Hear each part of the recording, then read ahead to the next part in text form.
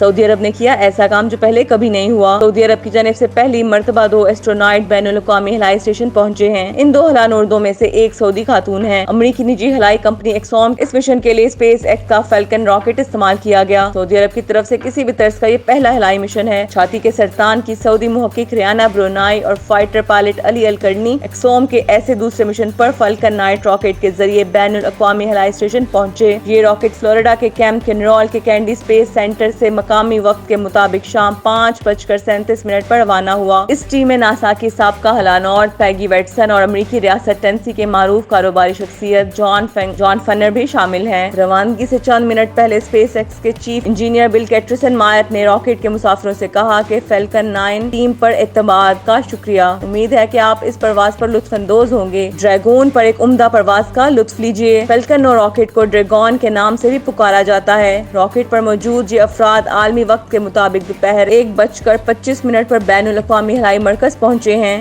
یہ عملہ 10 روز بین الاقوامی ہلائی اسٹیشن پر گزارے گا۔ روانگی سے قبل ایک پریس کانفرنس میں سعودی ہلانورد برطانوی نے کہا تھا کہ پہلی سعودی خاتون ہلانورد اور پورے خطے کی نمائندگی میرے لیے ایک بہت اعزاز اور شادمانی کا باعث ہے۔ ان کا کہنا تھا کہ اس مشن میں اپنی تحقیقی کام کے علاوہ وہ واپس لوٹ کر اپنا یہ تجربہ بچوں کے ساتھ بھی بانٹیں گی۔ اپنے خطے کے ہلانوردوں کو پہلی بار ہلا میں دیکھ کر ان بچوں کو بہت خوشی ملتی ہے۔ اس مشن میں سعودی لڑاکا پائلٹ الکرنی نے اس مشن سے قبل اپنے بیان میں کہا کہ میرا ہمیشہ سے خواب تھا کہ میں اس نامعلوم علاقے کو محسوس کروں۔ میں ہمیشہ سے آسمان اور ستاروں کا مداح رہا ہوں۔ انہوں نے مزید کہا میرے لیے بہت بڑا موقع ہے اپنے اس خواب کی تعبیر کا دیکھنا اور ستاروں کے ساتھ اڑتے پھرنے کا۔